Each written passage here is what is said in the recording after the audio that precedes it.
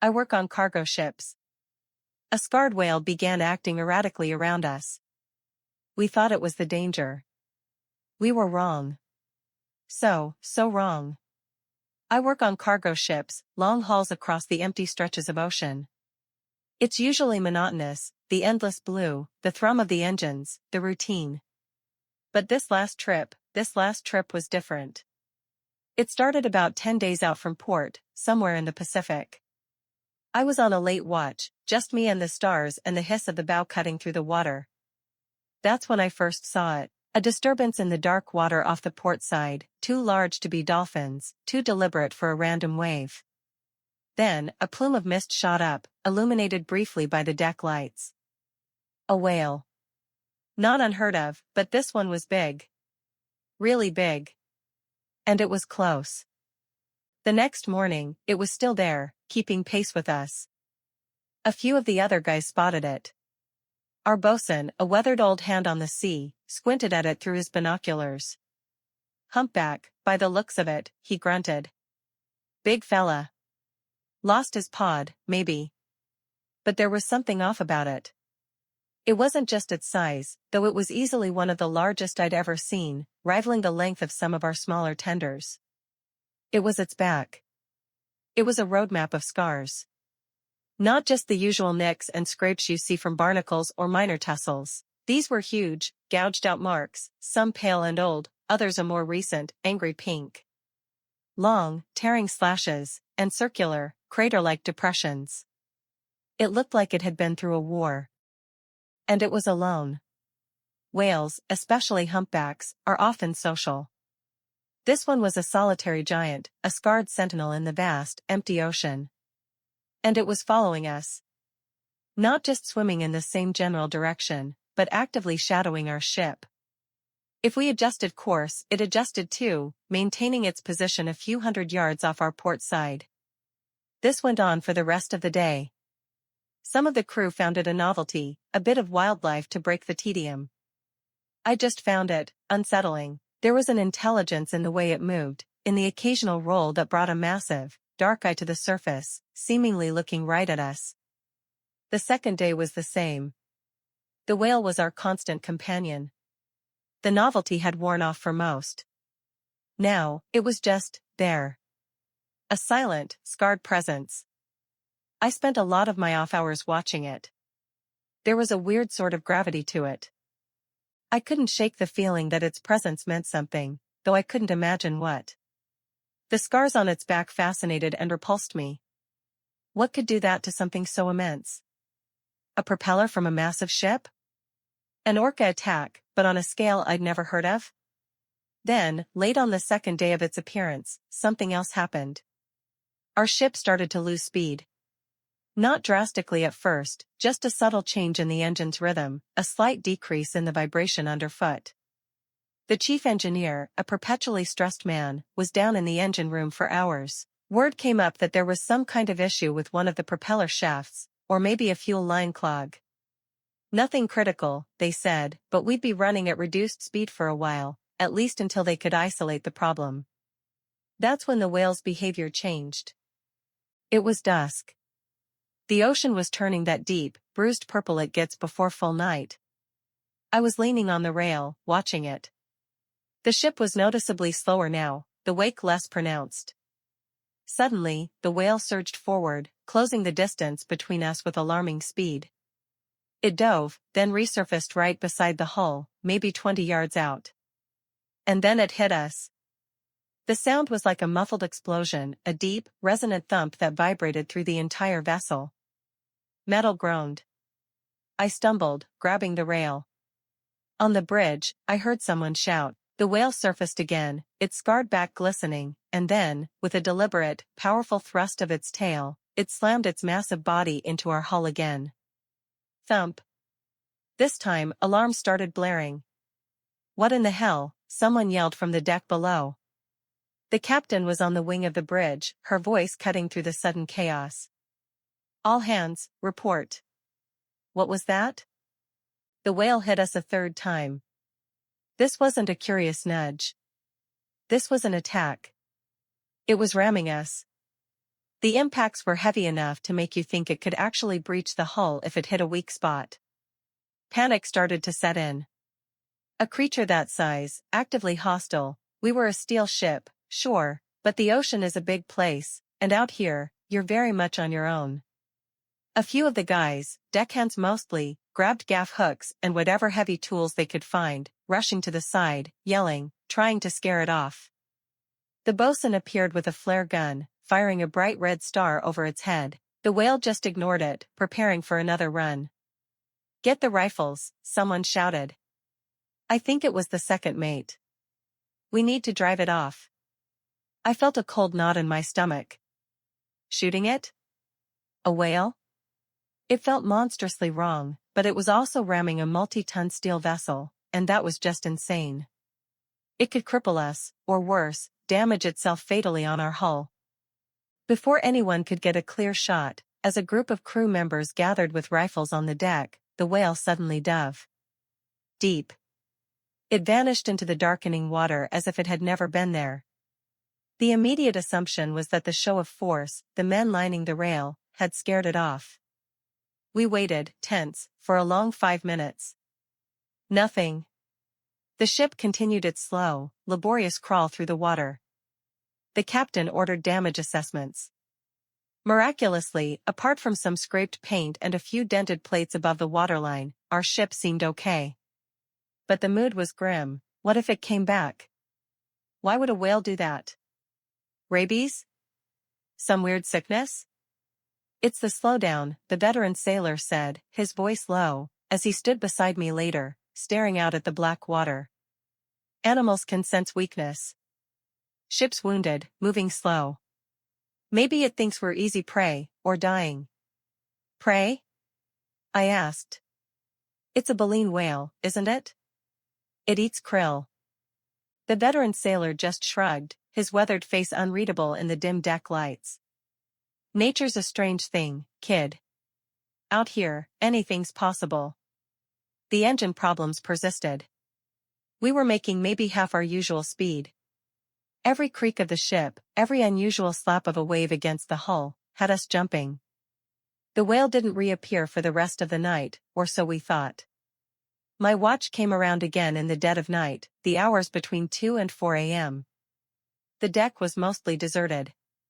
The sea was calm, black glass under a star-dusted sky. I was trying to stay alert, scanning the water, my nerves still frayed. And then, I saw it. A faint ripple, then the gleam of a wet back, much closer this time. It was the whale. It had returned, but only when the deck was quiet, when I was, for all intents and purposes, alone. My heart hammered. I reached for my radio, ready to call it in. But then it did something that made me pause. It didn't charge. It just swam parallel to us, very close, its massive body a dark shadow in the water. It let out a long, low moan, a sound that seemed to vibrate in my bones more than I heard it with my ears. It was an incredibly mournful, almost pained sound. Then, it slowly, deliberately, bumped against the hull. Not a slam, not an attack. A bump. Like a colossal cat rubbing against your leg. Thump. Then another. Thump. It was the strangest thing. It was looking right at me, I swear it. One huge, dark eye, visible as it rolled slightly. It seemed, I don't know, desperate? It kept bumping the ship, always on the port side where I stood, always these strange, almost gentle impacts. I didn't call it in. I just watched. This wasn't the aggressive creature from before. This was something else. It continued this for nearly an hour. The moment I saw another crew member, a sleepy-looking engineer on his way to the galley, emerge onto the deck further aft, the whale sank silently beneath the waves and was gone. It was as if it only wanted me to see it, to witness this bizarre, pleading behavior. The next day, the engineers were still wrestling with the engines. We were still slow. And the whale kept up its strange pattern. During the day, if a crowd was on deck, it stayed away, or if it did approach and men rushed to the rails with shouts or weapons, it would dive and disappear. But if I was alone on deck, Or if it was just me and maybe one other person who wasn't paying attention to the water, it would come close. It would start the bumping. Not hard, not damaging, but persistent. Thump, thump, thump. It was eerie. It felt like it was trying to communicate something. The other crew were mostly convinced it was mad, or that the ship's vibrations, altered by the engine trouble, were agitating it. The talk of shooting it became more serious. The captain was hesitant, thankfully. International maritime laws about protected species, but also, I think, a sailor's reluctance to harm such a creature unless absolutely necessary. Still, rifles were kept ready. I started to feel a strange connection to it. Those scars, that mournful sound it made when it was just me. It didn't feel like aggression. It felt like a warning. Or a plea. But for what? I'd stare at its scarred back and wonder again what could inflict such wounds. The gashes looked like they were made by something with immense claws, or teeth that weren't like a shark's. The circular marks were even weirder, almost like suction cups, but grotesquely large, and with torn edges. The morning it all ended, I was on the dawn watch. The sky was just beginning to lighten in the east, a pale, gray smear. The sea was flat, oily. We were still crawling. The whale was there, off the port side, as usual. It had been quiet for the last few hours, just keeping pace. I felt a profound weariness. 3 days of this. 3 days of the ship being crippled, 3 days of this scarred giant shadowing us, its intentions a terrifying enigma. I remember sipping lukewarm coffee, staring out at the horizon, when I saw the whale react. It suddenly arched its back, its massive tail lifting high out of the water before it brought it down with a tremendous slap. The sound cracked across the quiet morning like a gunshot, then it dove, a panicked, desperate dive, not the slow, deliberate submergence I was used to. It went straight down, leaving a swirling vortex on the surface. What the hell now? I muttered, gripping the rail. My eyes scanned the water where it had disappeared. And then I saw it. Further back, maybe half a mile behind us, something else was on the surface. At first, it was just a disturbance, a dark shape in the gray water. But it was moving fast, incredibly fast, closing the distance to where the whale had been. It wasn't a ship. It wasn't any whale I'd ever seen. As it got closer, still mostly submerged, I could see its back. It was long, dark, and glistening, but it wasn't smooth like a whale's. It had ridges, and things sticking out of it. 2 of them, on either side of its spine, arcing up and then back. They weren't fins. Not like a shark's dorsal fin, or a whale's flippers. They looked like wings. Leathery, membranous wings, like a bat's, but colossal, and with no feathers, just bare, dark flesh stretched over a bony framework. They weren't flapping, they were held semi-furled against its back, cutting through the water like grotesque sails. The thing was slicing through the ocean at a speed that made our struggling cargo ship look stationary. A cold dread, so absolute it was almost paralyzing, seized me. This was what the whale was running from. This was the source of its scars. The winged thing reached the spot where our whale had dived. It didn't slow. It just tilted and slipped beneath the surface without a splash, as if the ocean were a veil it simply passed through. For a minute, nothing. The sea was calm again. Deceptively so. I was shaking, my coffee cup clattering against the saucer I'd left on the railing. My mind was racing, trying to make sense of what I'd just seen. Flesh wings? In the ocean? Then, the water began to change color. Slowly at first, then with horrifying speed, a bloom of red spread outwards from the spot where they'd both gone down. A slick, dark, crimson stain on the gray morning sea. It grew wider and wider. The whale.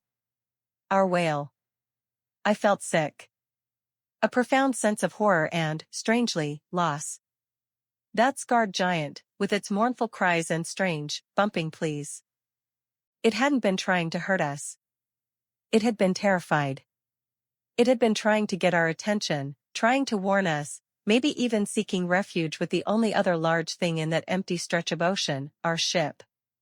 And when we slowed down, when we became vulnerable, it must have known we were drawing its hunter closer.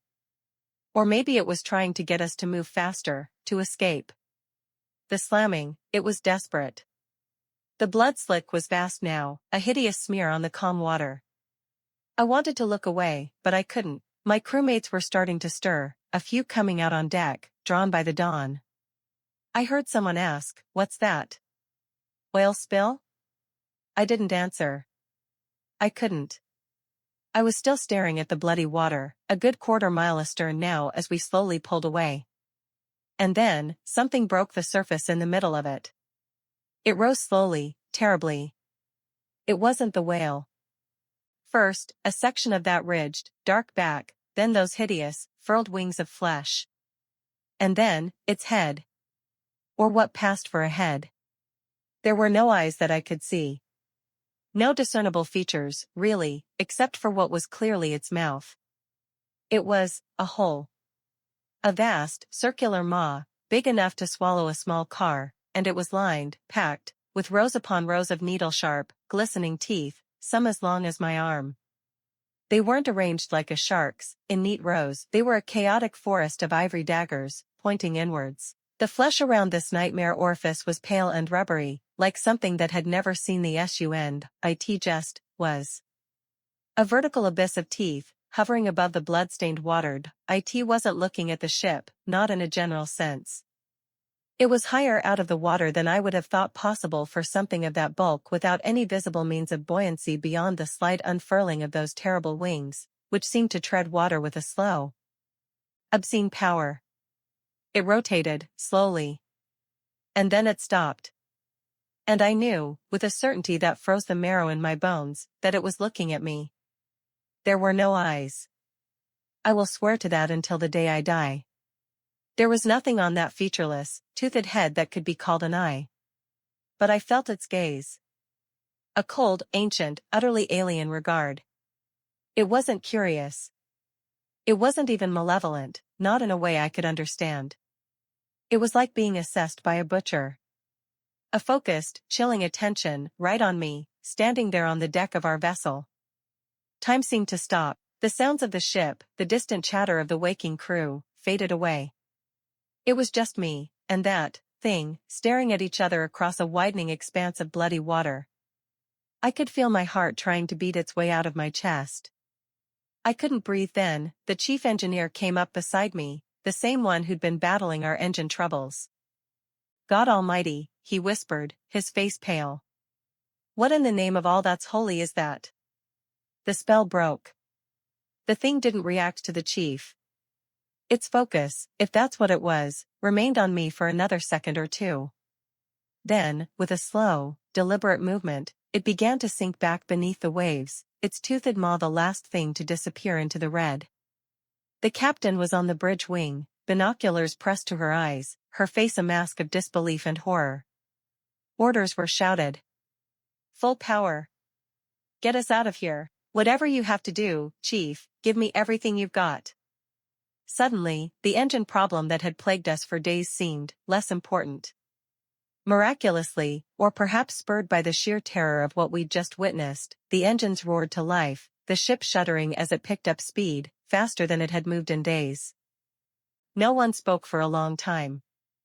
We just stared back at the bloody patch of water, shrinking in our wake. The silence was heavier than any storm. The realization hit me fully then, like a physical blow. The whale. The scars. The way it only approached when I was alone, bumping the hull, moaning. It wasn't trying to hurt us. It was running. It was terrified. It was trying to tell us, trying to warn us. Maybe it even thought our large, metal ship could offer some protection, or that we could help it. When we slowed down, we became a liability, a slow-moving target that might attract its pursuer. Its frantic slamming against the hull when the ship first slowed, it was trying to get us to move, to escape the fate it knew was coming for it. And it had singled me out, for some reason. Maybe I was just the one on watch most often when it was desperate. Maybe it sensed. I don't know. I don't want to know. The rest of the voyage was a blur of hushed conversations, wide eyes, and constant, fearful glances at the ocean. We reported an unidentified aggressive marine phenomenon and the loss of a whale, but how do you even begin to describe what we saw?